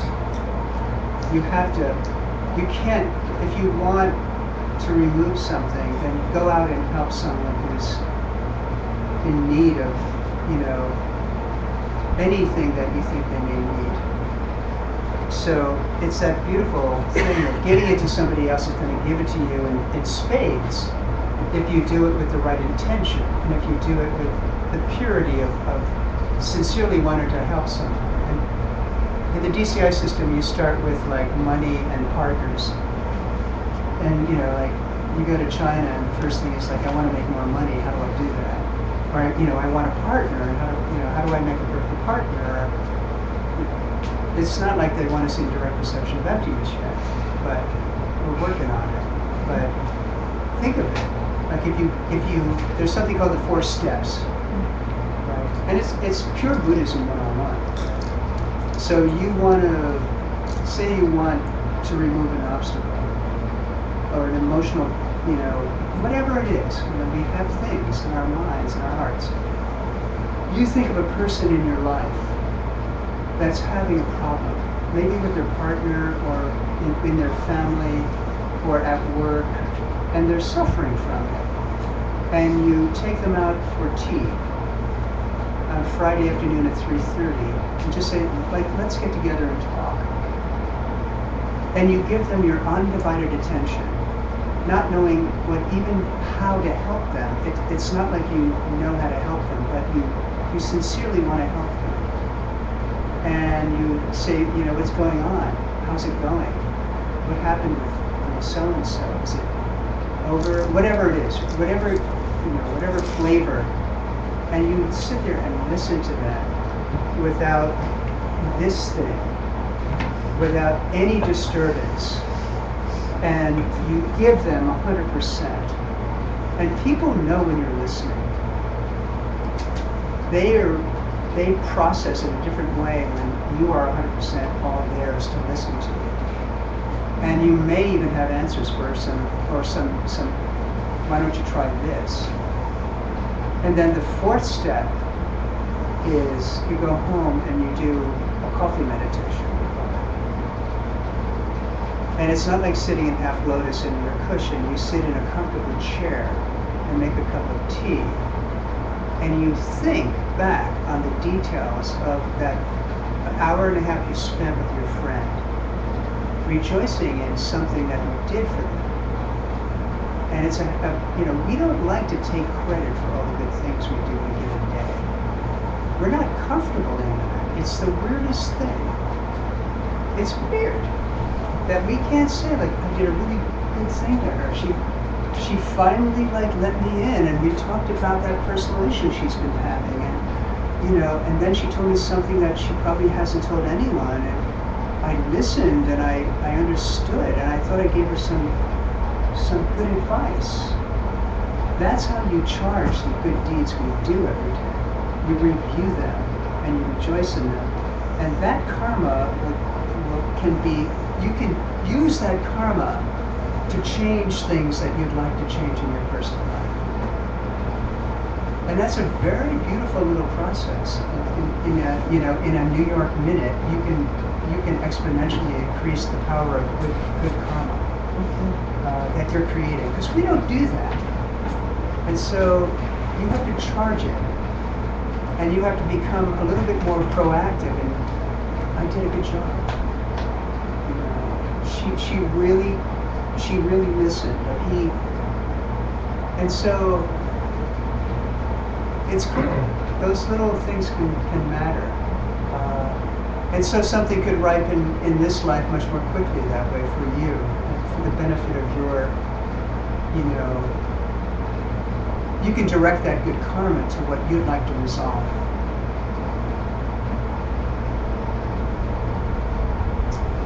I never thought I would talk DCI. I just said, do not talk DCI in here. Fresh bake. What? Fresh bake. Yeah, but these little things, DCI is, we don't talk about Buddhism, but we talk principles of Buddhism in different languages, and in the language of this 4 Starbucks steps, and people get it that way. You don't have to say, well, you have to be compassionate about this. You give them a different spin on it. Anything else? Where to from here? For Where to you? from here? Yeah, for you. What are you gonna do?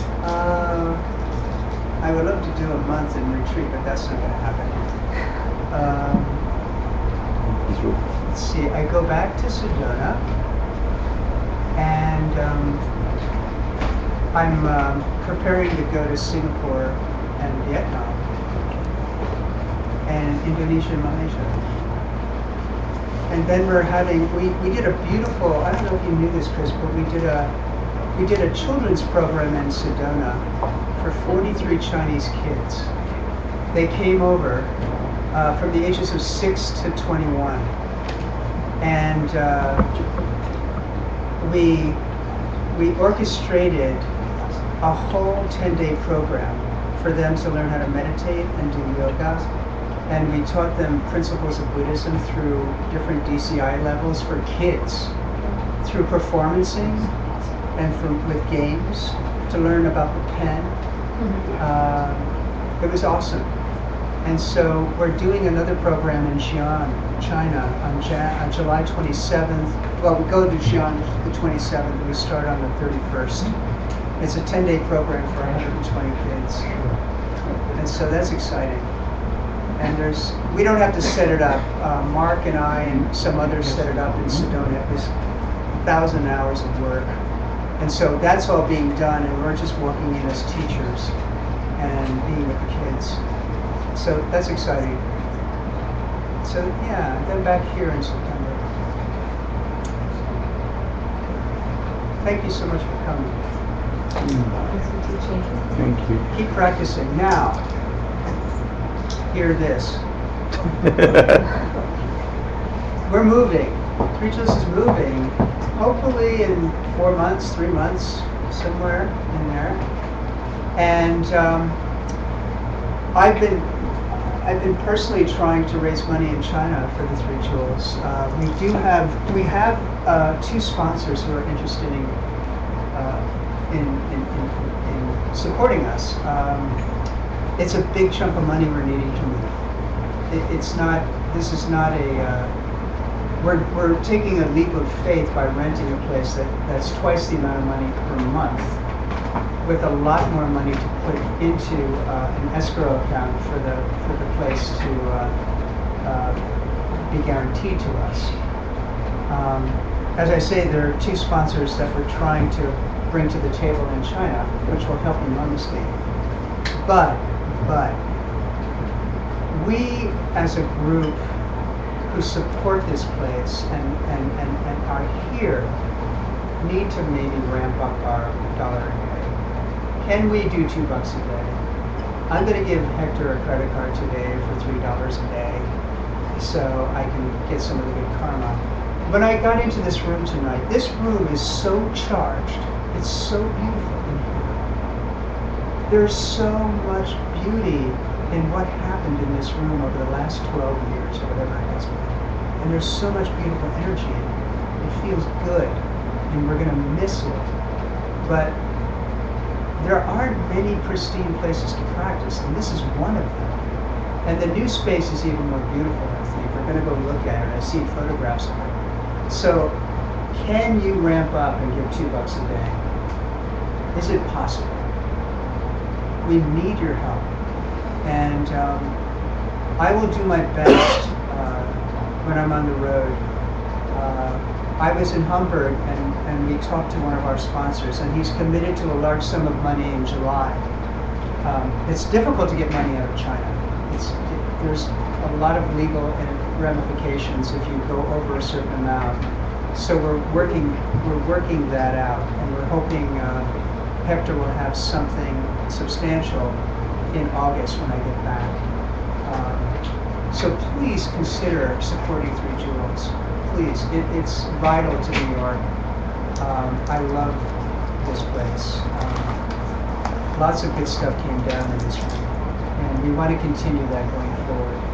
So if you can, see Hector. Change your next month to $1.79. Go up. Go up, and you'll see the results, That's one of the 4 legs of the table, giving to a good cause. So, Thank you so much. Thank you. I'd like to say something.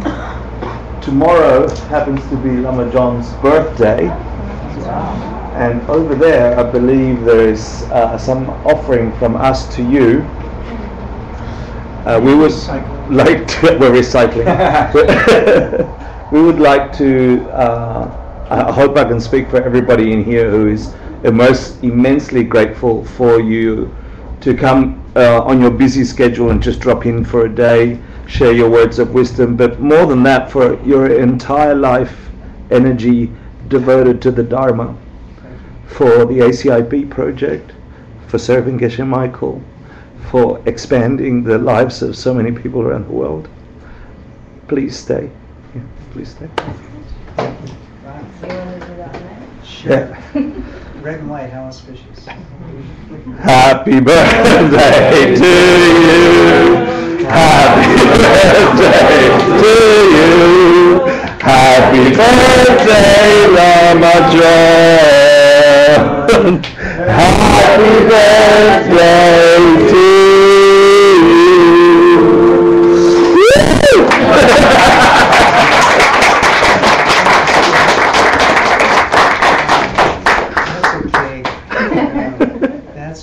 That's Sarah Lee.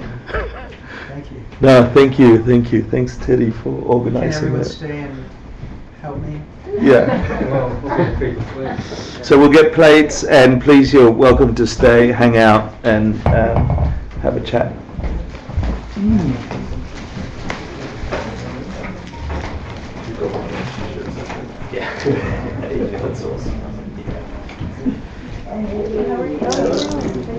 Good.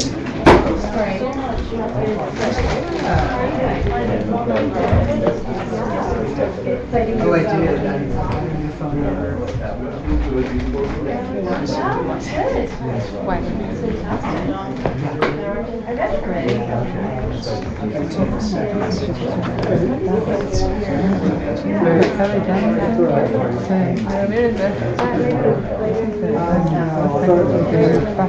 Sí, entiendo todo. ¿Sí?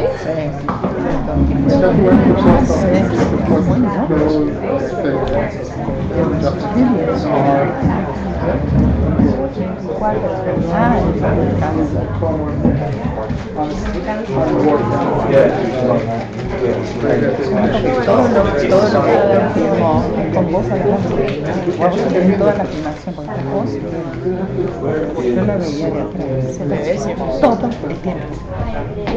Sí, me removía. Todo el tiempo esta voz y él la veía.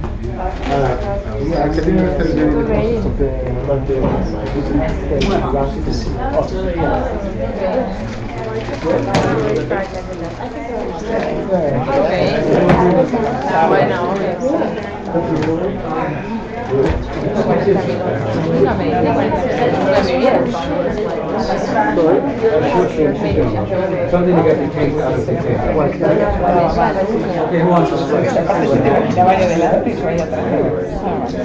It's weird. I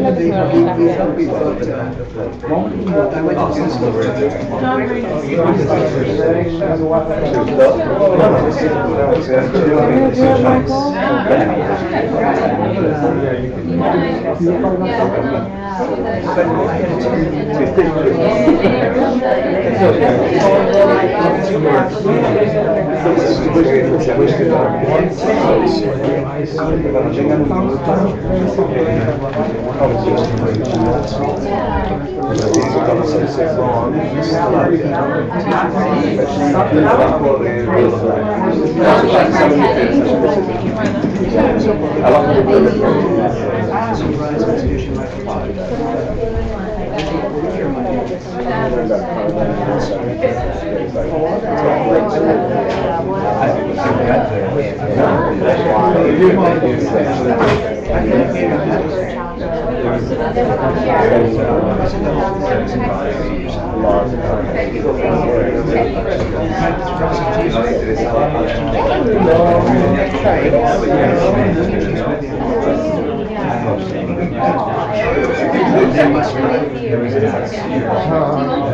Sure.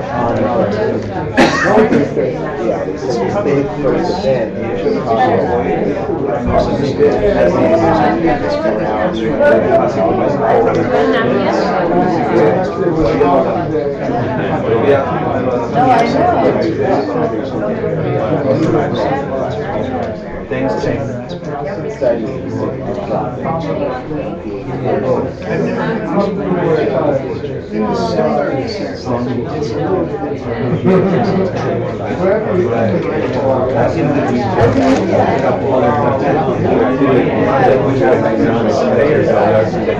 So, and I went on last Thursday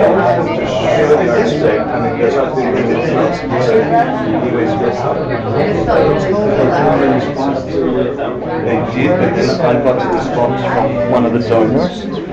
So they gave me a response. The real estate agent, yeah, wanting 9,500.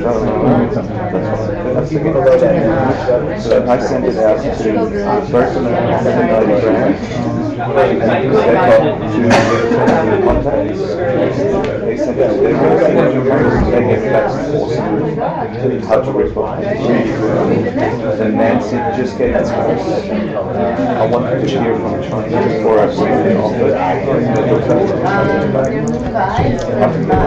So now I can make it more of So what are you going to offer? Like 8.5? That's what Nancy, I'm going to offer 8. I'm going to offer 8 so we can land at 8.7. Oh, yeah. The real estate agent said we'll probably get it between 8.5 and 8.7. This is from the owner, not ours, not this one. The one that was helping us. We get it between 8.5 and 8.7, you're good, you're lucky. Yeah, that's what I mean. So I'm going to offer 8. 8.2, Hopefully we'll go for it. they will, they really want it. And like, you're right. They really want it. Right out, like, They don't want to look see out it. and there's how sheds, like, very, very like. Yes. You have all this. So we just have to see. You and I have something. Well, that's something. You're just angle. You keep moving it and it's going. Like you know when you're trying to test the thing and your ears is like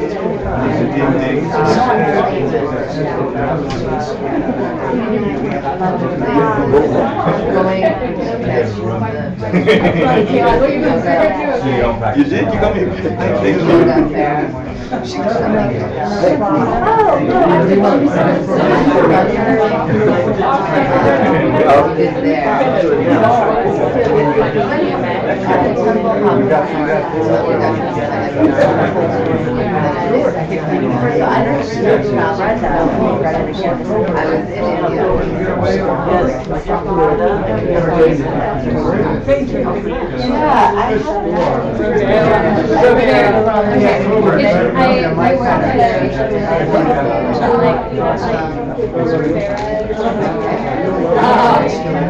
Don't worry, I never remember names well. I had a friend.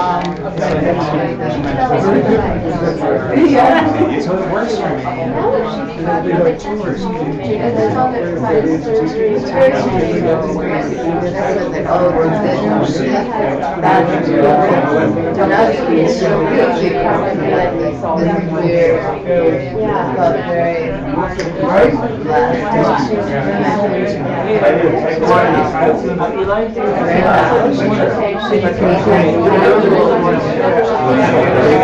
That's great.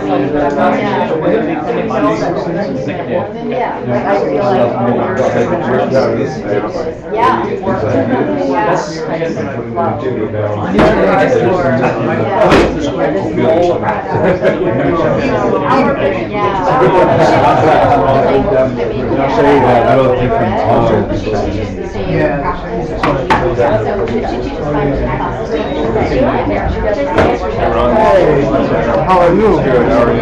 Long time no see.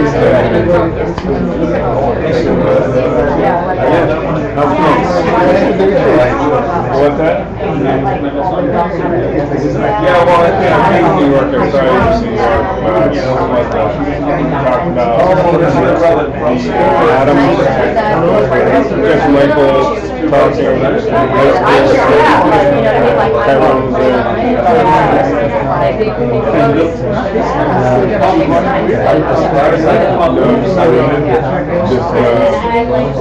to drive.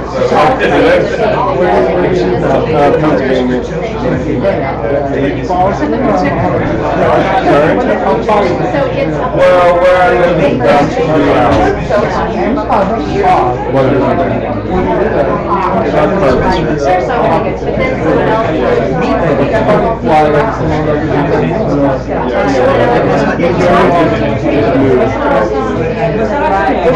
living more in a strong country, really rural.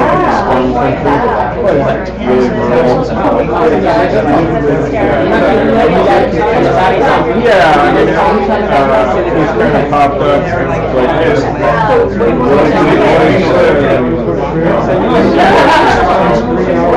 I'm living in a friend's guest house. One of my oldest friends offered the guest house. It's really kind of cool.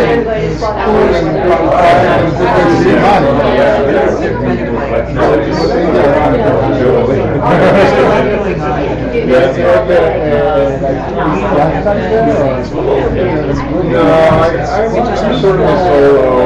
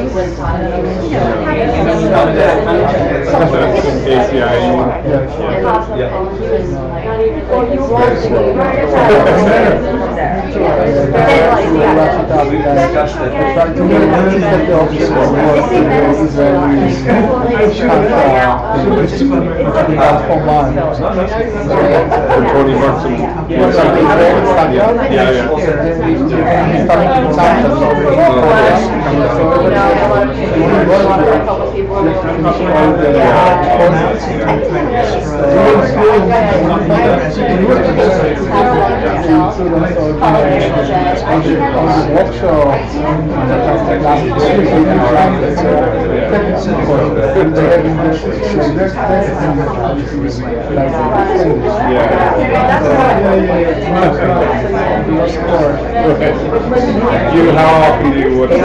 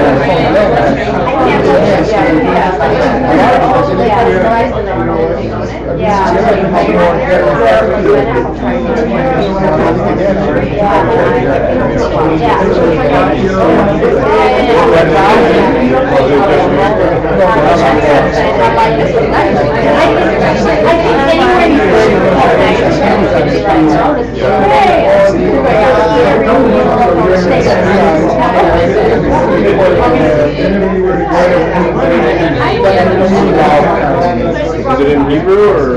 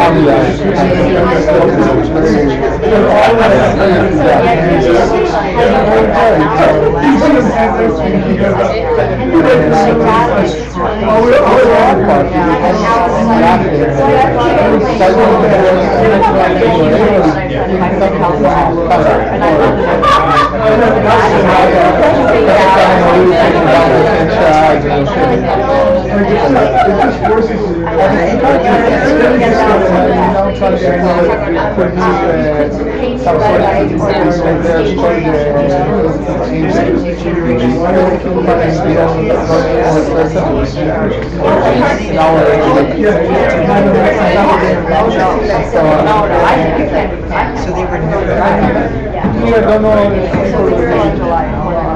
Yeah, it's going to be like a series of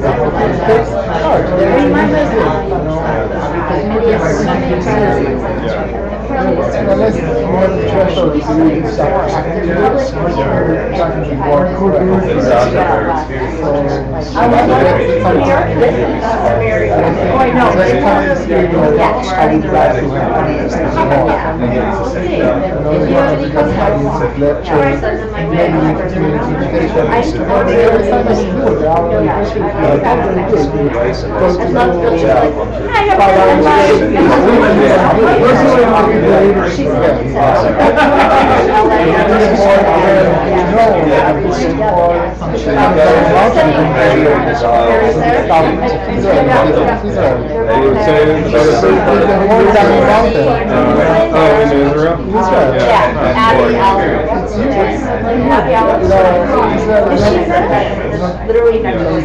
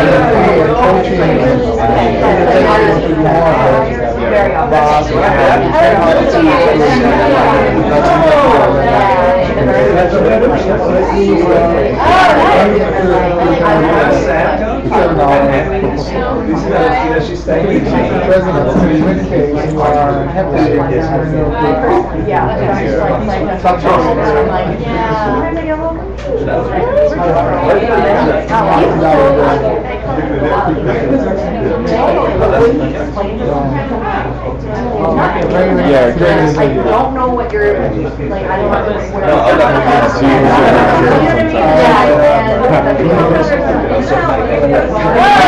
yeah, imagery.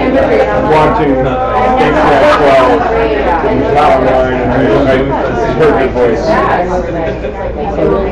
heard your voice on ACI. With Rex. With live stream. Oh, there you go.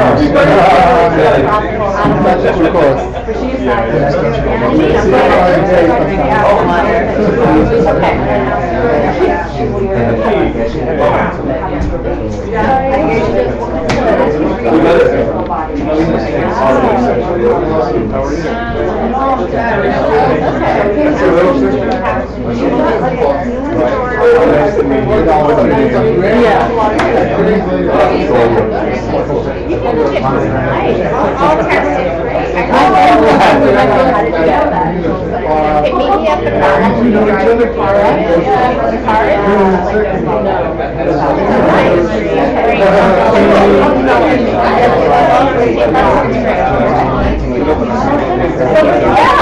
I am too. Like sticky and itchy.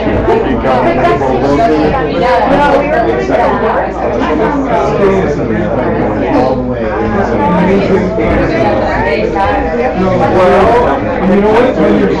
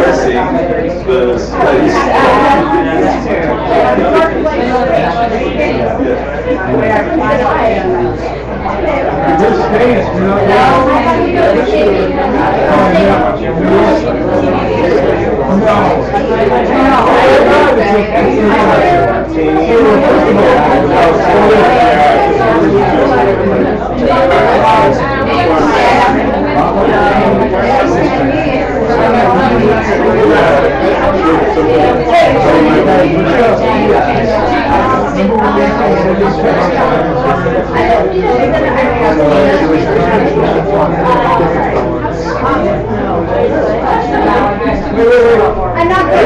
I'll be right back. Yes, I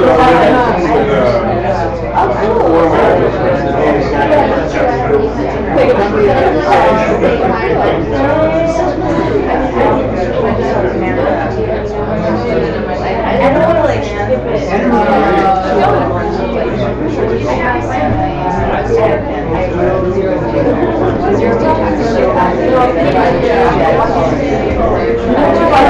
it.